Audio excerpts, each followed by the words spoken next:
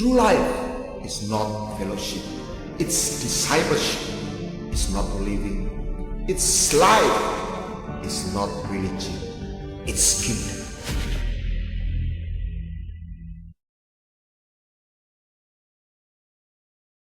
Saudara, apa yang dibawa Tuhan Yesus bukanlah sesuatu agama yang lebih baik, tetapi Dia membawa sesuatu yang baru. Injil bukanlah sekedar sebuah agama yang lebih baik. Injil adalah membawa sebuah kuasa anugerah sorgawi yang tidak pernah bisa dilakukan oleh hukum Taurat. Yohanes 1 ayat 17. Sebab hukum Taurat diberikan oleh Musa, tetapi kasih karunia dan kebenaran datang oleh Yesus Kristus. Tuhan memindahkan persoalan dosa, persoalan manusia dari regulation hukum Taurat kepada satu pribadi adalah dirinya sendiri. Oleh sebab itu, ada satu kata pepatah mengatakan, kekristenan tanpa kehadiran Yesus adalah sebuah kegilaan. Anda baru mengenal Injil ketika Anda mengalami kehadirannya. Sebab kasih karunia dan kebenaran, kita lihat dalam ayat 14, bukan dua box yang Dia bawa, melainkan kasih karunia itu ada di dalam dirinya. Kita melihat kemuliaan. Di dalam Dia sebagai anak tunggal Bapa, penuh kasih karunia dan kebenaran. Ayat 16, dan dikatakan oleh karena kepenuhannya maka kita semua mengalami menerima kasih karunia demi kasih karunia. Ada satu level demi level. Jangan berhenti di satu level kasih karunia. Masih ada kasih karunia yang lebih tinggi. Amin. From grace to grace, from faith to faith, from light to light, from strength to strength. Dan akhirnya 2 Korintus 3:18, from glory to glory, dari kemuliaan kepada kemuliaan. Nah, yang menarik di sini dikatakan Dia membawa dua pilar anugerah, kasih karunia dan kebenaran. Kata dan artinya kasih karunia itu tidak sama dengan kebenaran. Anda setuju dengan saya? Sebab dan. Tuhan tidak berkata kasih karunia atau kebenaran. Kasih karunia dan kebenaran. Kasih karunia itu bukan kebenaran. Artinya kasih karunia itu tidak sama dengan kebenaran. Mungkin Anda terkejut. Kasih karunia itu bukan musuhnya kebenaran. Kasih karunia itu pasangannya kebenaran. Apa yang tidak pernah diberitakan oleh agama lain, itu adalah kasih karunia. Karena kasih karunia tidak pernah bisa diberikan oleh sebuah peraturan. Kasih karunia itu hanya bisa diberikan oleh satu pribadi. Kalau Anda bekerja dalam satu perusahaan dan ada hak cuti 12 hari. Dan Anda dengan berjalannya waktu sebelum akhir tahun, Anda sudah mengambil 12 hari tersebut. Tetapi oleh sebuah keadaan atau peristiwa, Anda membutuhkan 3 hari lagi. Cuti Anda sudah habis. Anda datang kepada kepala HRD atau kepegawaian. Anda berkata, Pak, aku mau izin cuti. Sebab ada family atau keluarga yang sakit, aku harus mengunjungi. Maka ke kepala HRD, dia buka file Anda. Mungkin sudah pakai komputer. Dia akan menjawab, sorry, jatah cutimu udah habis. Sebab Anda sudah mengambil 12 hari. Oke. Tolonglah Pak, ini sangat penting. Enggak bisa. Peraturan katakan kau hanya berhak cuti 12 hari. Tapi saya butuh 3 hari. Ya, kalau mau ya potong gaji. Waduh, potong gaji Pak. cicilannya udah banyak ini, nggak cukup nanti. Ini cuma cerita imajiner. Siapa yang bisa memberi dispensasi? Siapa yang bisa memberi dispensasi kebijakan setelah memahami persoalan keadaan yang Anda hadapi? Siapa? Bos, the owner. Setuju? The owner. Kenapa kasih karunia itu tidak pernah diberitakan oleh nabi yang lain? Sebab nabi itu pegawainya Tuhan. Tapi Yesus, He is the owner.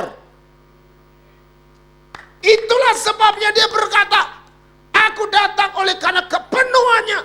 Maka orang yang percaya will receive grace upon grace. Kasih karunia demi kasih karunia. Kata grace ini gak pernah diberitakan oleh nabi yang lain. Anak yang hilang.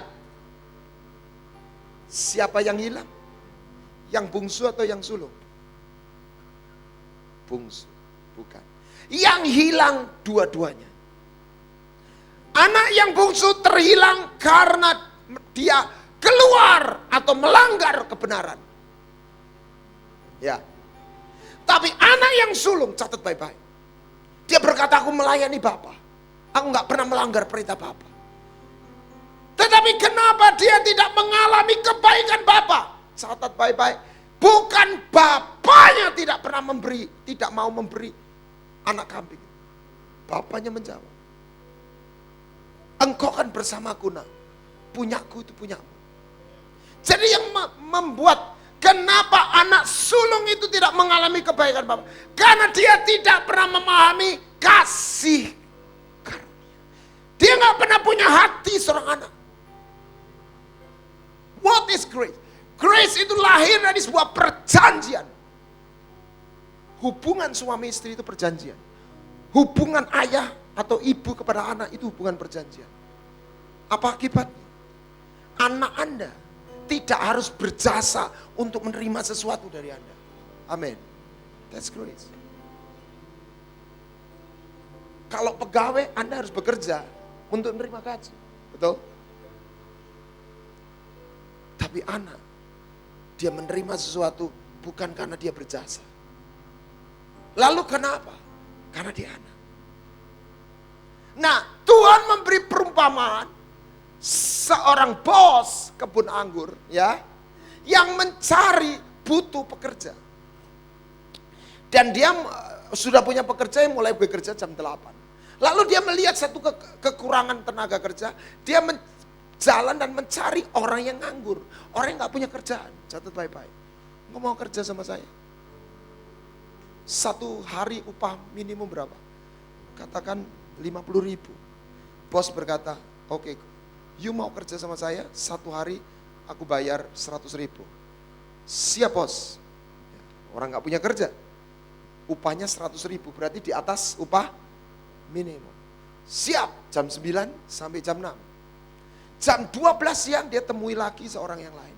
Kau mau kerja sama saya? Satu hari aku bayar 100.000. Siap bos. Jam 3 sore, betul? Anda pernah tahu cerita itu? Yang terakhir jam berapa? Jam 5. Jadi jam 5 sampai jam 6 kerja berapa jam? Cuma 1 jam. Yang jam 8 sampai jam 6 kerja berapa jam? 10 jam. Yang jam 9 jam. Oke. Semuanya kerja happy sampai kepada mereka menerima bayaran. Yang kerja jam 8, jam 9, jam 12, mungkin jam 3, komplain. Pak, Anda itu ngerjain kita. Anda itu nipu kita. Bosnya berkata, loh, nipu yang gimana? Anda tidak adil. Tidak adilnya gimana? Tidak benar. Tidak benernya gimana?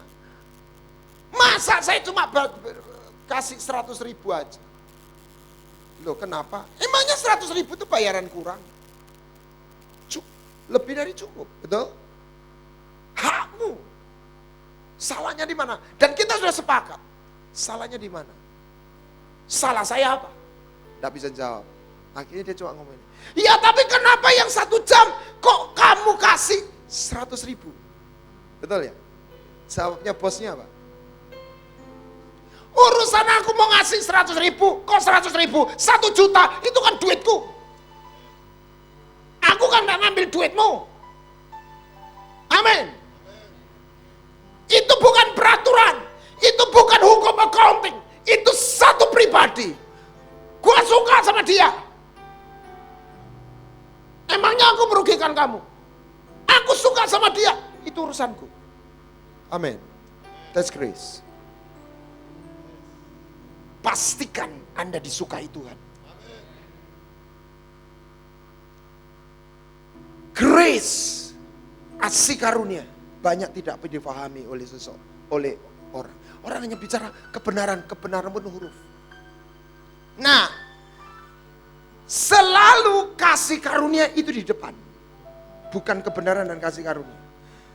Kasih karunia tidak boleh berdiri sendiri.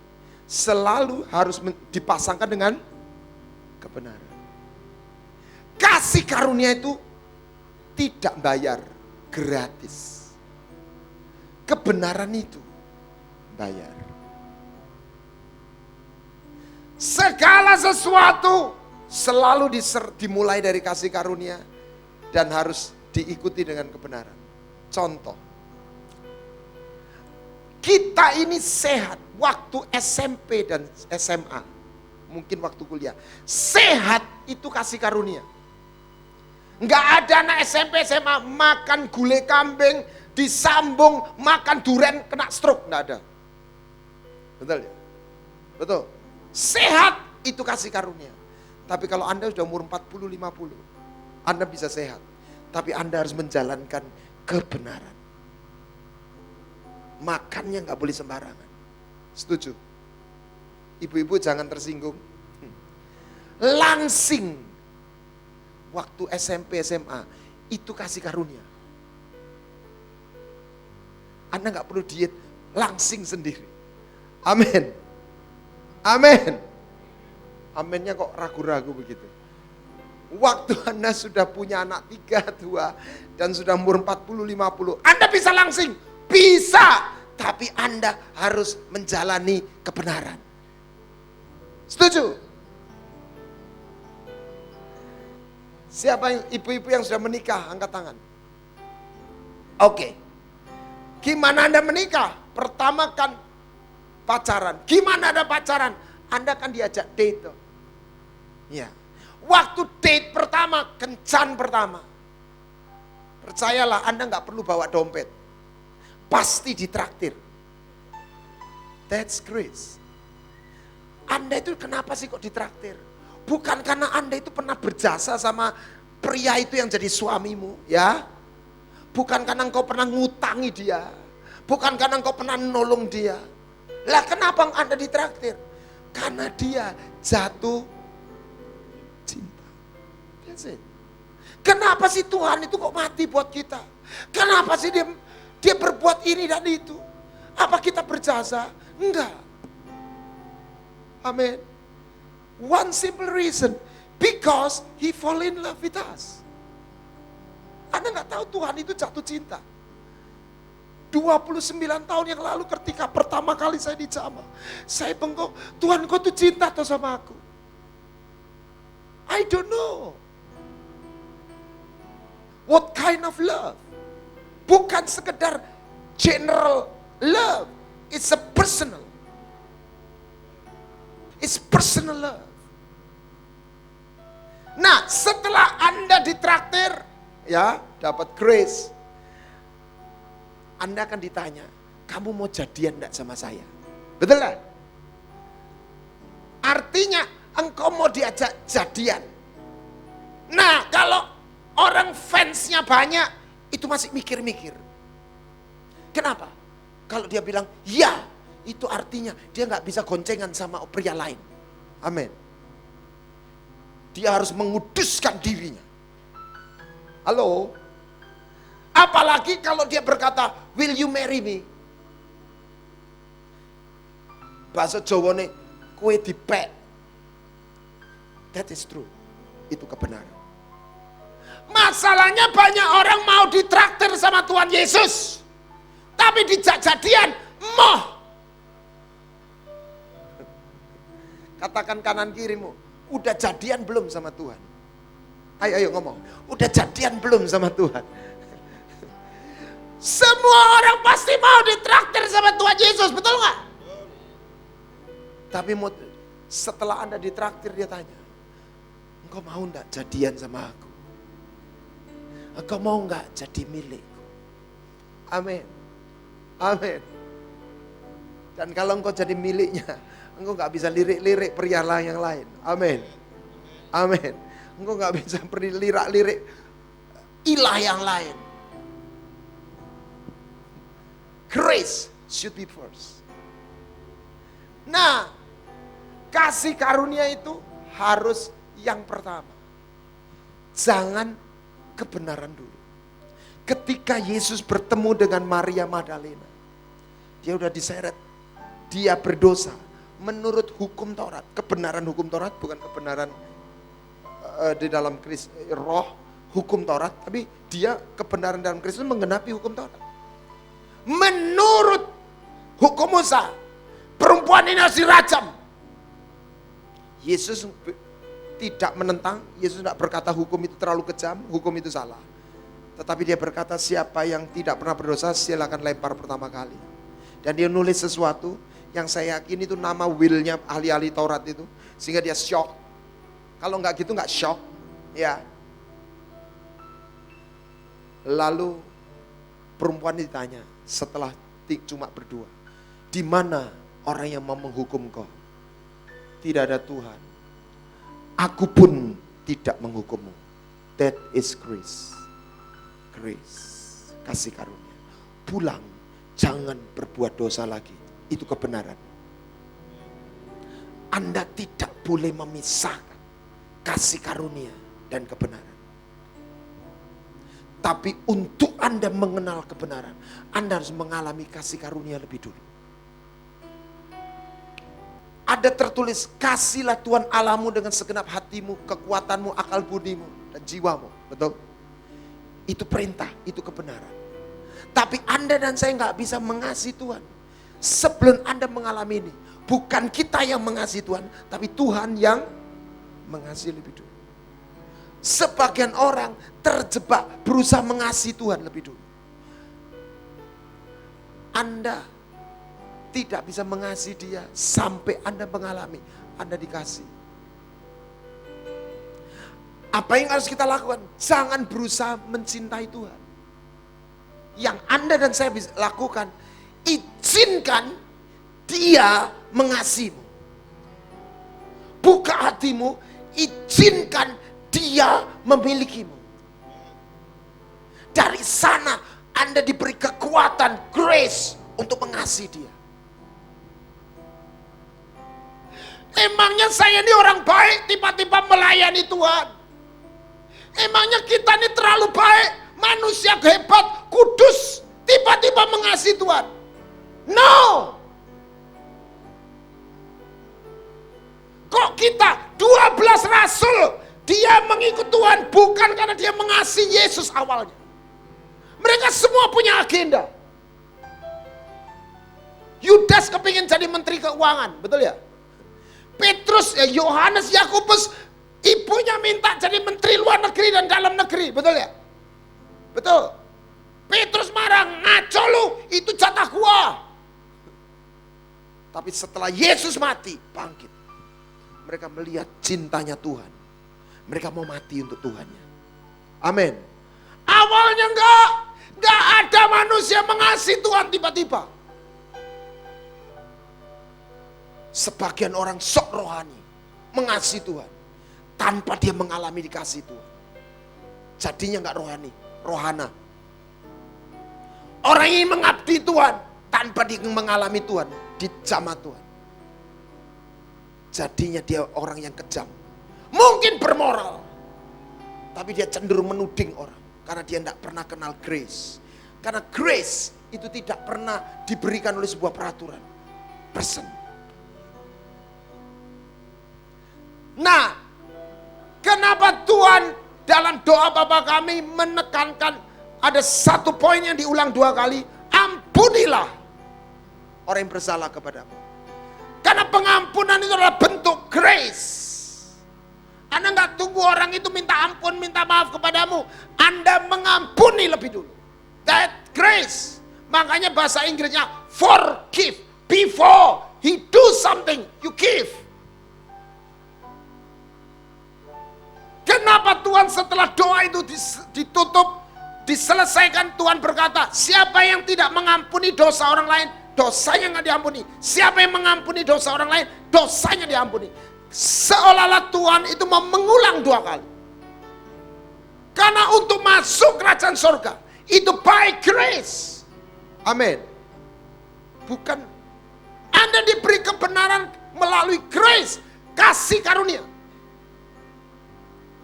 Sehingga kita wajib memberikan apa? Grace, kasih karunia kepada siapa? Orang lain. Selalu saya berkata, Tuhan aku ini orang utang. Saya selalu berkata, saya hanyalah orang yang berhutang kepada Tuhan. Teman saya kalau bergurau, utang kita ini gede, lisinya aja kita nggak bisa bayar. Bunganya aja kita nggak bisa bayar. Dan dia bebaskan utang kita. Itulah grace. Dan Tuhan berkata, berikan kasih karunia juga kepada sesamamu. Amin. Amin. Saya ingin tunjukkan hubungan suami dengan istri, ayah ibu dengan anak, teman sekerja. Kita harus memberikan grace di depan sebelum kebenaran. Kasih karunia harus di depan. Saya berikan contoh. Ada 2 orang yang jatuh cinta. Ini cuma cerita imajiner, tapi menggambarkan apa itu kasih karunia dan kebenaran. Si gadis, si wanitanya, dia seorang noni, anak orang berada, nggak pernah kemana-mana, pokoknya jalannya ketemunya kota, mall, naik pesawat gitu ya. Pokoknya taunya mall gitu ya. Diantar sekolah ke mall dan sebagainya. Ketemu dengan seorang pemuda yang suka adventures, suka naik gunung, hiking, pecinta alam. Lewat hutan, arum jeram, naik gunung. Ya. Mereka bertemu dan mereka jatuh cinta. Mereka berpacaran dan menikah. Dan si pemuda mengusulkan, ayo kita bulan madu di hutan yuk. Karena si istri atau si gadis ini yang sudah jadi istrinya cinta sama suaminya. Iya kok, aku mau. Kita bulan madu di hutan. Akhirnya mereka bulan madu di hutan. Pasang tenda, ya, dan pakai strongking karena nggak ada listrik. Waktu sore hari mereka sedang bermesraan. Tiba-tiba ada suara aneh di telinga si istri ini, si gadis ini yang sekarang sudah jadi istri seorang pemuda. Suaranya begini, kok. Anda tahu suara apa itu? Suara apa itu sayang? Tenang aja, itu suara ayam. Ayam hutan. Si istri sok pinter, sok tahu. Ayam nggak gitu, itu bebek. Itu bebek. Kok bebek? Ayam sayang. Enggak, bebek. Kok bebek? Ayam hutan. Akhirnya tensinya naik. Ayam, bebek. Si pemudi yang nggak pernah dikasari, nggak pernah begitu, untuk pertama kali mereka tensinya naik. Lama-lama mulai nangis. Jahat kamu. Wong bebek kok kamu ngotot ayam. Nah, pemudanya sadar. Orang Jawa bilang, sing waras ngalah. Dia bilang gini, ya sudah, bebek, kalau menurut kamu bebek, terserah, bebek yo bebek, sing penting bulan madu. Betul gak? Nah, lah wong yang bener ayam atau bebek? Ayam. Lah kan gak bener Pak? Bukan begitu. Ya sudah, kalau kamu anggap ayam, ya sudah, bebek, ya bebek. Ya. Tapi kalau pemuda ini ngomong gini, suami bilang, tak kasih tahu ya sekali lagi, kamu tuh ngotot aja. Wong ayam yo kok bebek terus, tak kasih tahu sekali lagi. Ayam kok terjadi? Langsung ringkesi koper, buyar. Lah, tapi yang dia omong benar atau salah? Benar. Kebenaran tanpa kasih karunia membunuh. Lah masa tapi wong ayam dia omong bebek, Pak? Bukan, gini. Ngomongnya mesti gini. Bebek ya bebek. Oke, kita tutup dulu, kita tunda. Sing penting bulan madu. Lah terus kapan bereskannya? Kalau pulang Surabaya, buka no YouTube ayam hutan. Suruh ngrungokno suarane ayam hutan. Ini lo ayam hutan. Tapi di depan jangan kebenaran dulu. Kasih karunia. Amin. Suami istri ngomong satu sama lain. Mulai sekarang kita kalau ngomong kasih karunia dulu ya. Jangan kebenarannya dulu. Tapi jangan cuma kasih karunia. Salah nggak dibenarkan. Dia harus diikuti dengan kebenaran. Anda mau ngambil kartu kredit, selalu ada kasih karunia. Tahun pertama bebas iuran. Nah, saya udah selalu ditawarin, nggak apa-apa Pak, nggak usah bayar. Loh, nggak bayar? Iya, tahun pertama Pak.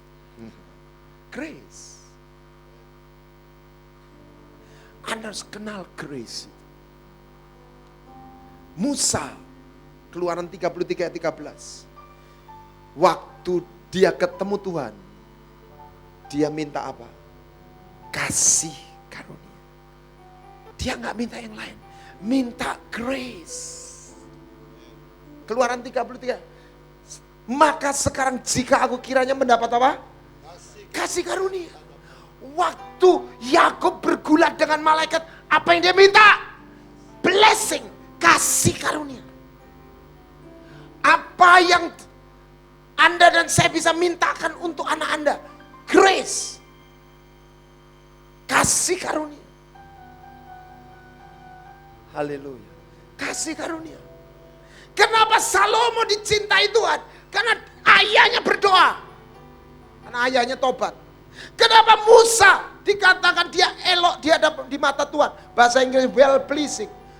Belum pelayanan, bayi. Cuma bisa oe-oe.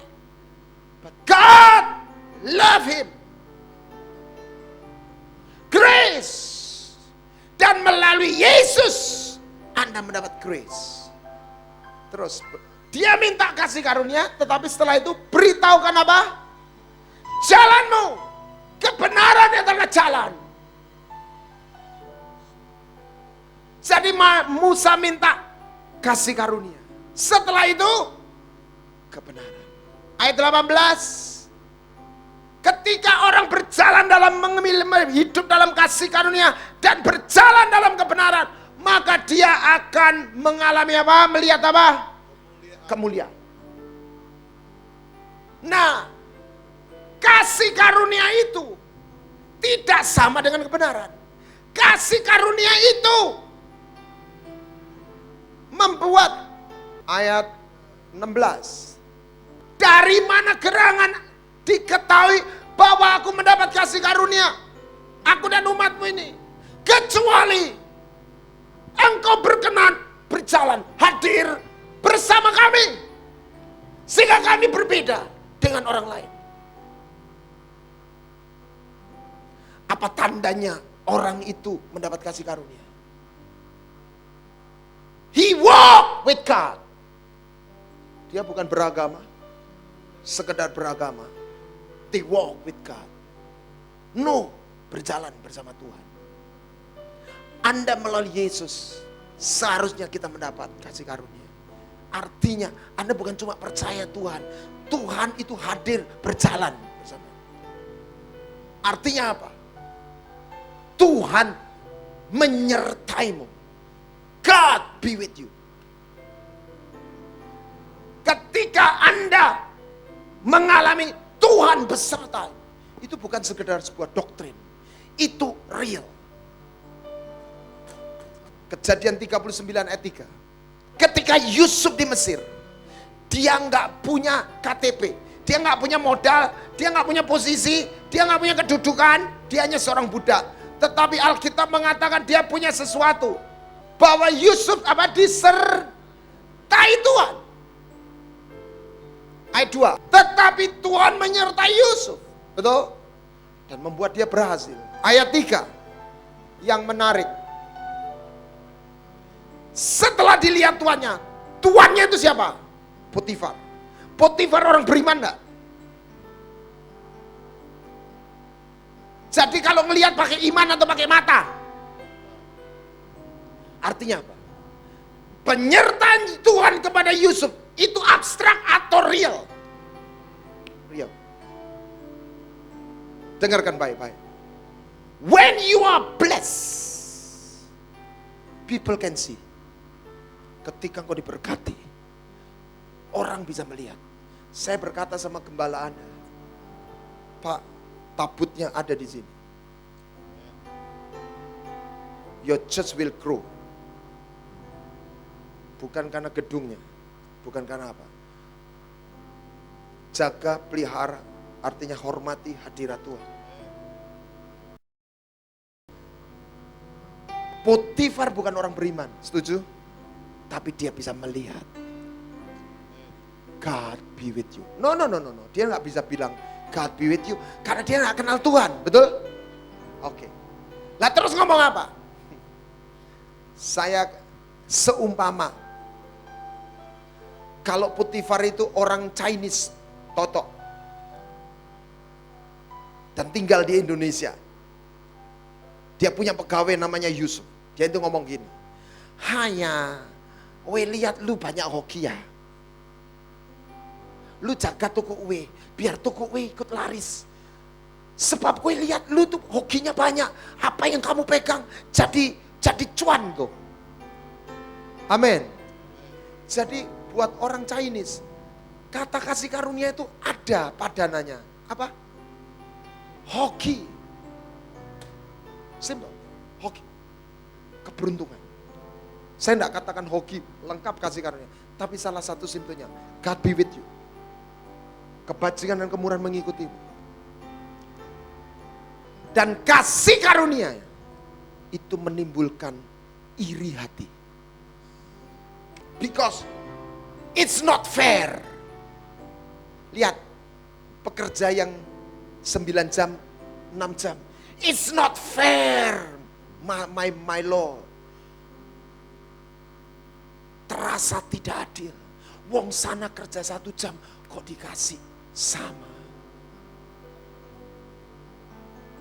Ada seorang ibu yang konseling sama saya.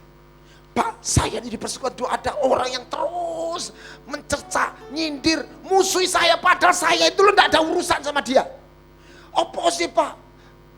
Kok dia itu jahat sama saya? Kok rasanya itu ngejar saya terus? Saya jawab begini, ibu bersyukurlah. Sebab ibu itu mendapat kasih karunia. Makanya dia itu marry sama ibu. Anggap saja. Mana ada sih, ada orang iri sama orang udah mati, mau mati, bangkrut, melarat. Gua kepingin jadi dia. Ada? Enggak ada. Kasih karunia itu menimbulkan iri hati. Misalnya, orang bisa mencerca deh, ayune gak sepiro, tapi kok ngerejekeni. Lah itu kasih karunia. Amin. Pinternya gak sepiro, tapi bisnisnya kok bisa berhasil ya. Amin. Dan sebagainya. Jadi, kalau ada orang yang tidak pernah diireni orang, jangan-jangan dia belum mendapat. Jadi kalau Anda diireni orang, jangan heran, jangan kaget. Artinya ada orang melihat there is a grace. Amin. Kasih karunia itu menimbulkan iri hati. Penyertaan Tuhan, kasih karunia nyata sama Yusuf. Fir'aun mengangkat Yusuf jadi Perdana Menteri. Ketemu sama Yusuf berapa lama? Berapa kali? 1 kali.